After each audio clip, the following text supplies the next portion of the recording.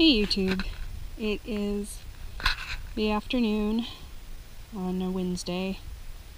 All the animals are bedded down for their midday nap. It's getting towards the heat of the day and I'm wandering through my garden thinking about something that I've been intending to do a video about for the last week, but I didn't really know entirely what to say.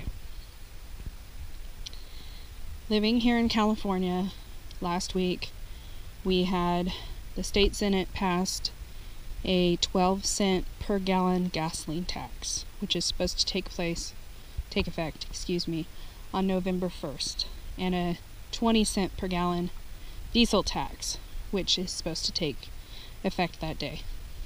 Not to mention a rise in our vehicle registrations. The reason why I wanted to make a video about this is because, first off, I don't know if it made the national news at all, and if it didn't, it's kind of a travesty because it's going to affect the nation, and ultimately it will affect parts of the world, other parts of the world too. Now, between the years of 2007 and 2010, during the high point of the Great Recession, I know most people think it happened in 2008, but it actually started much earlier than that.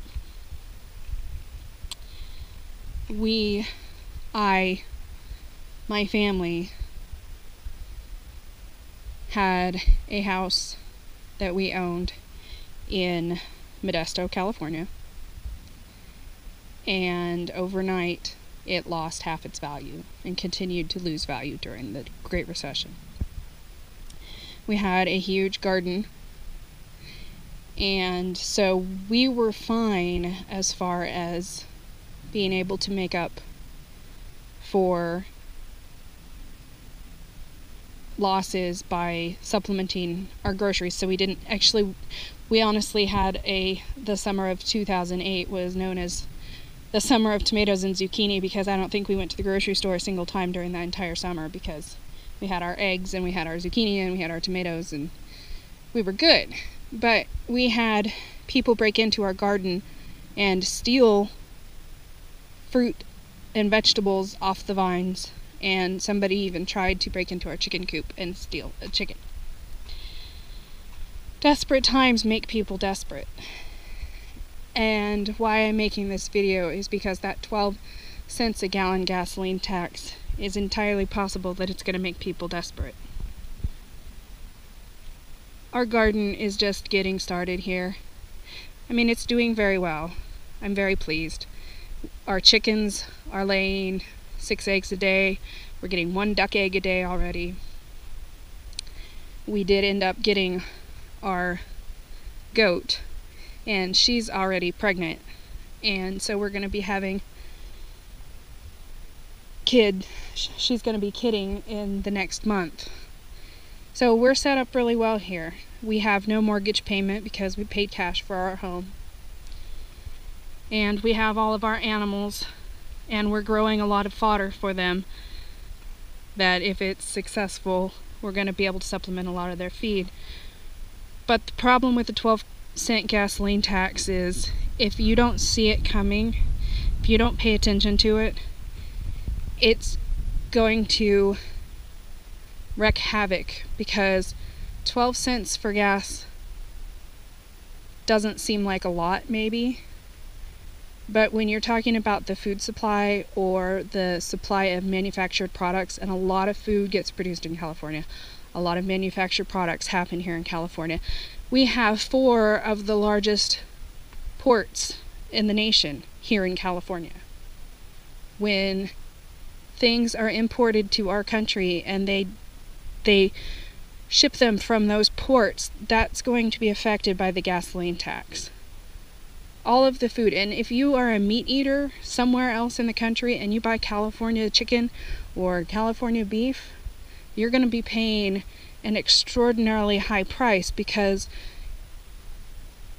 for typically fed meat it ships several times. You've got the shipment of the feed, you've got the shipment of the animals, you've got them shipped to the slaughterhouse, then they're shipped to the packing houses. It's gonna compound. And I just wanted to make a video and encourage everybody to really, really buckle down right now, to start thinking about ways that they can not be affected by this gasoline tax. People in California are going to pay dearly for this. But it's not just going to affect us here in California. It's going to affect everybody. And the price of crude has been going up already. And so this tax is going to be over and above what price gasoline is, or what crude oil is. And I just wanted to let everybody know what's going on here so they can be ready. We are going to be doing a challenge here on our homestead. I'm mimicking a challenge that I did back when I was part of the Burnett City homestead, where we did try to grow enough food for 2 pounds of food a day for 13 people, because that's how many people I felt responsible for the entire year. We're going to mimic that challenge. We're going to see what we can do here in the desert. We're going to start that challenge on May 1st. And I would really like to encourage other people to join me. Now, our family dynamic has changed since then. And with us having the baby coming in the next 2 months, and we have 3 of our adult children here at the homestead. But we also feel responsible for all of our other children, and between us we have 8 kids, all adults, and the 1 baby on the way. And so we want to make sure that there's food enough for everybody. And don't even get me started on grandkids, because we got a lot of those too. But so on May 1st, I'm going to bring to you that challenge. And the reason why we're starting on May 1st is because that's when a lot of the spring harvest happens. Here, I don't know whether we're going to have anything more than onions and chard and eggs at that time, but we're going to keep track of how much we spend to produce stuff and how much we actually produce, what does well. And I would really, really like to encourage other people to join me in this challenge and to keep everybody up to date. So I'm hoping that my next video will be a lot less depressing and more uplifting, and we will see you next time. Have a beautiful day.